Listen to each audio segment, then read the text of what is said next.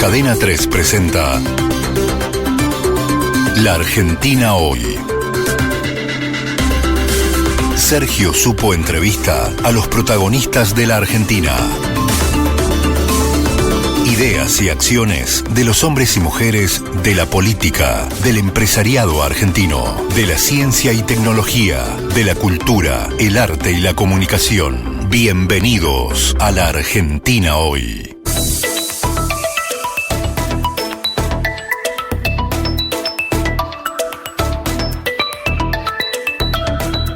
¿Cómo le va? Muy buenas tardes, el gusto de saludarnos. Hoy es viernes y el viernes habitualmente lo tratamos de dedicar a una conversación quizá un poco más distendida, pero sobre todo con un escritor, con un intelectual, con alguien que nos saque de alguna manera por algún momento de la realidad.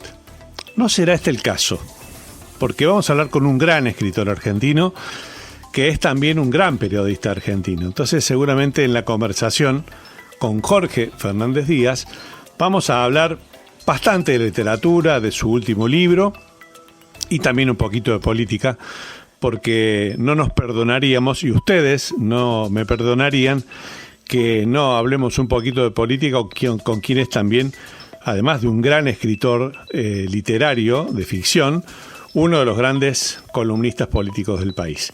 Después, inmediatamente después de esta breve pausa, la conversación con Jorge. La Argentina Hoy. Y aquí estamos, ya estamos aquí con Jorge Fernández Díaz. El gusto de saludarte, Jorge. Siempre es un placer hablar con vos. ¿Cómo estás? Buenas tardes. ¿Cómo te va, Sergio, querido? ¿Cómo estás? ¿Bien? Muy bien. Un abrazo muy grande a la distancia de Buenos Aires y para todos los oyentes. Tuve el placer ya de leer tu última novela, que dialoga, a mi criterio dialoga, vos me vas a desmentir a lo mejor, con aquella novela del 2002 que se llama Mamá, que es la biografía íntima de tu madre. Sí. Y tuve el placer de leer El secreto de Marcial. El secreto de Marcial es el secreto de tu padre, que se llamaba Marcial, aquel asturiano al que le dedicas el libro y la historia. Me gustaría que me presentes y le presentes a los oyentes de Cadena 3 quién era Marcial y por qué le dedicaste un libro a tu papá.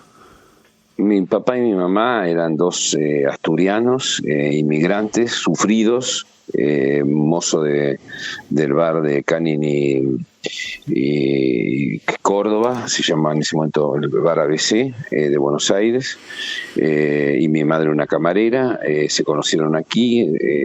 Yo soy la primera persona no asturiana y no española de una larga familia que lleva hasta el medioevo, por lo menos hasta yo rastreé. Y bueno, realmente hace más de 20 años entrevisté a mi madre. La entrevisté largamente, fueron como 50 horas, y después entrevisté a mi padre siempre más lacónico, con menos.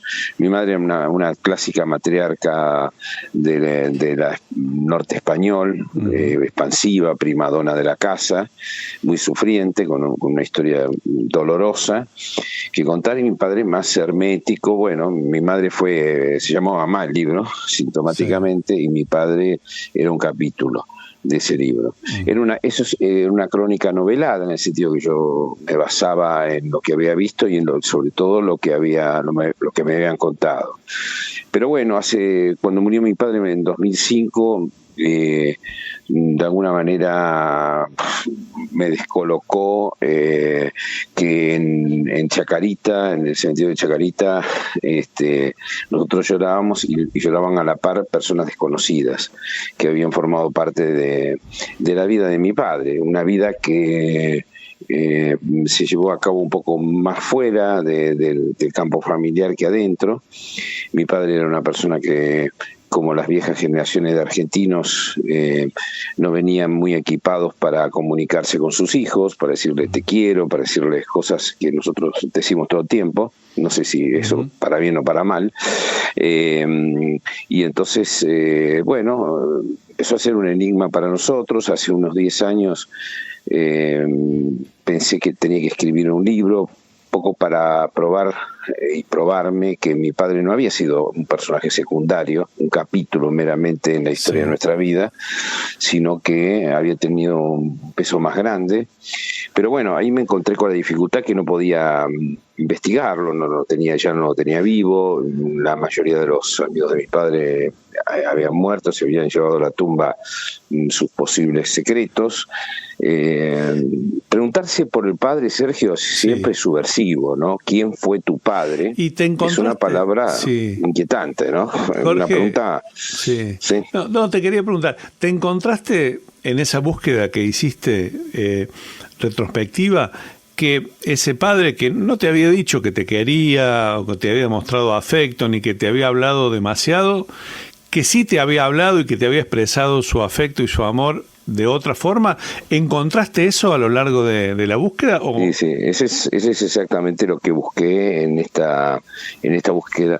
Por eso yo digo, esto no es no es como Mamá, una crónica novelada, sino que esto es directamente una novela, en el sentido de que muchos mitos familiares que yo tenía los convertí en lo que se llama autoficción, digamos, pero lo central fue que yo descubrí que el gran vínculo entre mi padre y yo, el único vínculo que no se cayó casi nunca en nuestra vida, fue las películas que veíamos en un viejo televisor en blanco y negro que había en Palermo Pobre, donde vivíamos, y donde veíamos cine de superacción, Hollywood en castellano, el mundo del espectáculo, esos lugares donde muchas generaciones de argentinos vieron películas una tras otra, del Hollywood de dorado, del Hollywood en blanco y negro de los 40 y de los 50, sin saber que estaban viendo obras maestras, porque todavía no estaban ni siquiera reconocidas como tal.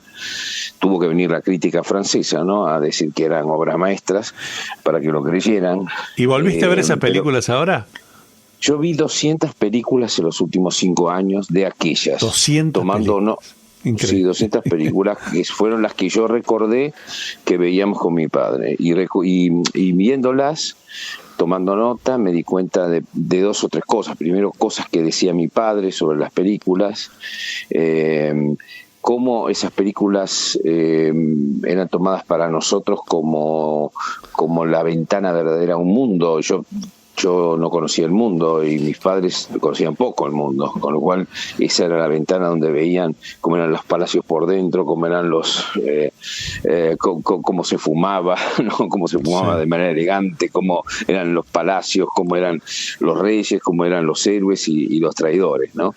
Y ahí yo también aprendí un montón de cosas. Creo que cuando uno ve con retrospectivas este trabajo insólito que yo hice, se da cuenta de qué poco estudiado está el hecho de que no solo somos lo que comemos, sino somos lo que hemos visto, que hemos visto sobre todo en la infancia, en la adolescencia, porque éramos esponjas, nuestros cerebros eran esponjas, y ahí vimos muchas cosas, Sergio, que luego podemos, los que fuimos educados en la religión, podemos analizar lo que nos metía en la cabeza la religión, lo que nos metía en la cabeza la escuela del momento, pero lo que nos entra de manera directa es ese melodrama, con lo cual yo fue un viaje extraordinario, no solo porque recordé cosas sobre mi padre que había olvidado, de cómo él tomaba cosas de las películas a veces para decirme lo que no podía decirme de manera directa,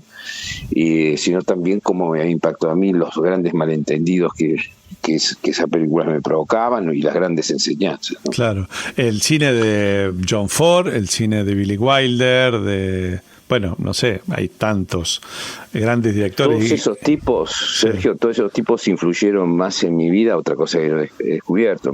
Influyeron tanto en mi vida, yo digo siempre, John Ford director de La Diligencia, de Sí. Más Corazón que Odio, el hombre que mató a Liberty Balance. Ese tipo influyó más que Borges en mi vida, o tanto, por lo menos. Sí. O Billy Wilder, tanto como Scott Fischer, Sí. o Hitchcock, tanto como Cortázar. Claro. Es decir, han sido maestros de la narración, además, no solo me han mostrado la vida, sino que me han acompañado a lo largo de la vida, ¿no? Uh-huh. Así que es una historia entrañable para mí, porque rescata a mi padre y lo trata de mostrar como lo creo yo, como lo puedo ver ahora que soy más grande, y tiene que ver con toda una generación de inmigrantes que está muriendo.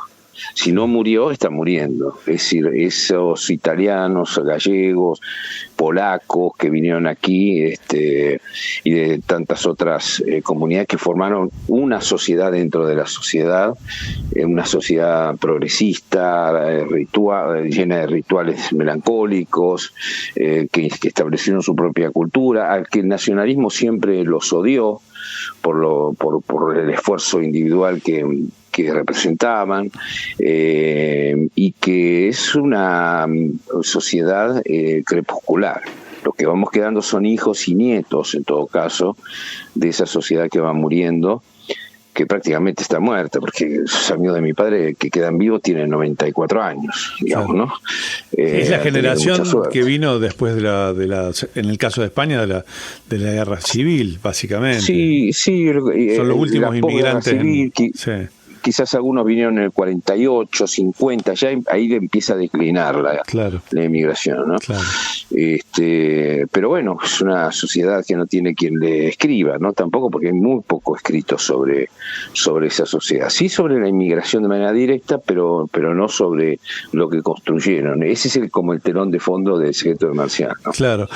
Hay dos narraciones que yo te escuché y te leí también, por supuesto, en la relación con tu papá. Una es cuando vos decidís anotarte como voluntario para ir a Malvinas y tu papá te llama.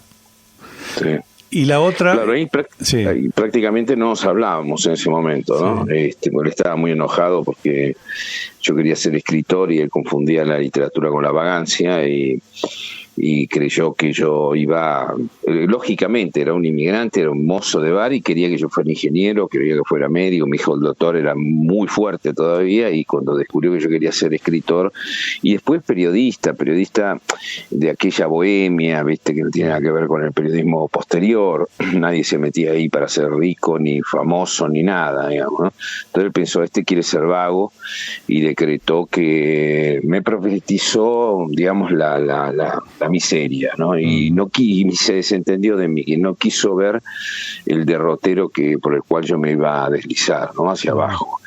De manera que prácticamente nos hablábamos. Cuando yo tenía 19, 20 años, quise anotarme como voluntario para ir a la guerra de Malvinas. No nos hablamos, pero él me pidió que le llevara a través de mi madre una encomienda. Fui al bar, me acuerdo, y ya me quería ir, no me podía casi hablar, me dijo, no, te preparo un especial de crudo y queso. Yo no sé si lo llegué a escribir esto en la novela, creo que escribí la anécdota, pero no algunos detalles. Sí. Y me acuerdo que me siento a comer en silencio, yo en silencio. Él estaba controlando el salón y me dice, ¿te acuerdas aquella película de aquellos 3 soldados que vuelven de la Segunda Guerra Mundial? Y uno de ellos vuelve sin brazos y con unos ganchos por mano. Yo me acordaba vagamente que la habíamos visto, después fui en una enciclopedia, era Los mejores años de nuestra vida, de William Wyler. Uh-huh. Efectivamente, el soldado que volvía hacía de sí mismo, y era atroz lo que le había pasado. Y bueno, ese era el modo en que mi padre tenía de decirme, mira, te quiero, no vayas a la guerra, claro. La guerra no es una aventura. Nunca me lo dijo eso, pero bueno, me lo dijo a su manera, ¿no? Usando el cine oblicuamente. Pero vos lo entendiste. Y yo lo entendí, exactamente, claro. Sí, yo lo entendí. No, después, y hay, por supuesto. Sí. Y hay otra, perdóname, Jorge. No, hay otra historia que me conmovió mucho cuando le escuché contar, que es cuando vos empezaste a escribir unas historias policiales en el diario La Razón, y un día tu papá te llamó por teléfono, y no te hablabas con él, pero te llamó. Sí, porque yo estaba todos nosotros queremos vivir nuestra propia película, ¿no? Yo quise vivir la película del detective. Entonces estuve 10 años haciendo de cronista policial en Buenos Aires y después en Neuquén, y corriendo peligros y todo eso. Pero bueno, cuando tenía 24 años me daba cuenta de que había cosas que conocíamos del mundo de la mafia, del fútbol, del mundo de los secuestros extorsivos, que estaban en alza en ese momento, y que no lo podíamos contar porque no lo podíamos probar. Entonces, con una irreverencia terrible, le dije a Jorge Azcárate, que era secretario general en ese momento del diario La Razón Vespertina, le dije, ¿por qué no me dejaba escribir una novela negra por entregas con un periodista de ese mismo diario que ocurría en esa misma redacción, que todo fuera inventado, pero que de fondo pudiéramos contar con eso cómo era, lo que sabíamos, por ejemplo, de los secuestros extorsivos. Él me dejó hacerlo, fue un gran éxito, y un día suena el teléfono en la redacción, yo atiendo y es mi padre. Yo creí que se había muerto alguien, de hecho no nos hablábamos, bueno, apenas nos saludábamos en los cumpleaños, no sé, y él me dijo, sin decirme hola, ¿cómo te va?, me dijo, ¿recuperará el dinero? Y yo me quedé paralizado. Claro, ese día el capítulo terminaba cuando un hombre llevaba un dinero para un rescate en un bolso, el bolso lo dejaba un segundo en la vereda y pasaba un chico de la calle y se lo robaba. Terminaba así el capítulo. Y era un folletín. Claro. Terminaban así de manera dramática, ¿no? Claro. Y mi padre, yo ahí me saltaron las lágrimas a los ojos, y traté de que no se diera cuenta y le dije, ¿para qué querés saberlo, papá? Y él me dijo, porque aquí todos los parroquianos, todos los clientes, dijo, todos los clientes lo están leyendo, claro, están nerviosos y me comisionaron para que yo lo averigüe. Y yo le dije, sí, papá lo va a recuperar. Muy bien. Él me dijo, ¿estás seguro? Como si no creyera que yo podría haber escrito eso, digamos, ¿no? Me cortó y bueno, a partir de ahí nos autoindultamos mutuamente. Nos indultamos a uno al otro y nos autoindultamos, como suele suceder con las personas que se quieren dentro de una familia. Este año te pasó además algo realmente importante. En España recibiste el premio Nadal de novela. Sí. Te está yendo muy bien en España, Jorge. Fue una bomba, te digo que fue, Sergio, vos me conocés, sabés, sí, que tengo el cuero. Por eso te lo digo con este tono. Claro, sabés que tengo el cuero muy duro, sí, y que estoy acostumbrado a la alta exposición, sí, pero yo no sabía. A ver, yo me presenté en el premio Nadal porque es el más longevo, el más independiente, el más prestigioso de España. O sea, en España viene el Nobel y después viene el Nadal, es una cosa, sí, increíble. Sí. Yo me presenté ahí sabiendo eso. Lo que no sabía es que era un shock mediático, que es breaking news, es decir, que paran las programaciones de cable y de televisión abierta para dar la noticia del Nadal. Es una cosa increíble, sí, y te mandan todos los mobileros y hay una disputa de mobileros para sacarte primero con el que está en el piso, sí, esa noche. Bueno, fue fuertísimo, tuve que dar una rueda de prensa. Al día siguiente, a los 2 días me conocían los taxistas por la, claro, calle en Barcelona, ¿viste? Sí, sí. Tuve casi un ataque de pánico, te digo, sí, porque fue muy fuerte y a la vez, bueno, estuvo llena de cosas muy conmovedoras, ¿no? Que mi padre haya vuelto a España, claro, vuelto una novela, es una ironía del destino. Sí. Digamos, ¿no? No, al principio decías que vos eras el último asturiano, no asturiano, nacido en Asturias. Yo creo que los asturianos te deben considerar asturiano. Más que vos. Hicimos una presentación en Oviedo, sí, y una presentación en un auditorio enorme, lleno de gente, sí, y que venía de los pueblos, y el decano del periodismo de allí, que se llama Melchor Fernández Díaz, no tiene nada que ver conmigo, pero es así, es el decano, sí, del periodismo. Empezó su discurso diciendo: hace muchos años que el Nadal se nos negaba a los asturianos. Desde 1950. Empezó así. Claro, te considero. Fue muy emocionante. Todo propio. Muy emocionante. Yo me prometí en esta conversación hablar más de tu novela y del premio que recibiste como consecuencia de una larga trayectoria como novelista y un reconocimiento que tenés más que merecido, Jorge. Y no lo digo por el afecto personal que nos une, lo digo porque de verdad lo pienso. Es más, te voy a decir que yo estoy extrañando a Cora. No sé si a Cora la mataste o si va a volver en algún momento. Pero es la novela del 2024, que la novela policial de la detective. Pero no, me había prometido hablar más de literatura que de política, pero como nos estamos quedando sin tiempo, yo no puedo no preguntarte, por lo menos, o pedirte, que hagas una breve radiografía de lo que estás viviendo y viendo en este momento en la Argentina. Bueno, yo les digo a todos que yo con que lean a Supo todas las semanas, como leo yo, no. De lo que yo pienso. Que te recontra. Pero lo que me parece que sentimos, y muchos de nosotros, es preocupación, una cierta preocupación, por decirlo menos, porque la Argentina giró hacia donde tenía que girar. Es decir, la Argentina no podía seguir inmersa en ese estatismo bobo, cerril. Tenía que girar, tenía que ir hacia un mercado más abierto, con un déficit fiscal pulverizado, con una racionalidad. Bueno, esperábamos eso, pero yo tengo la impresión de que elegimos, los argentinos, la sociedad argentina eligió a alguien que, en lugar de que, digamos, para decirlo en términos españoles, que se pasa siempre 3 estaciones y una gasolinera, dicen, ¿no? Se pasa 3 estaciones y una gasolinera, es decir, se va ya de mambo en muchas cosas, y además lo que ha hecho fue dar por hecho ante la sociedad que el plan de estabilización económico era el mejor de la humanidad y sus alrededores, ¿no?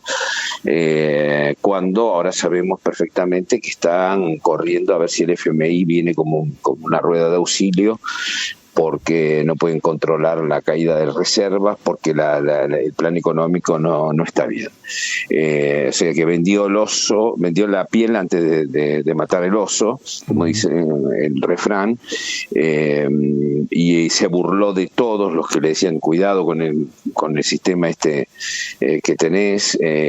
Bueno, ahora están tratando de arreglarlo, ¿no? Me parece que no le gusta el sentido común a Milei y a sus muchachos. Otra vez vienen en nombre de se autoperciben revolucionarios.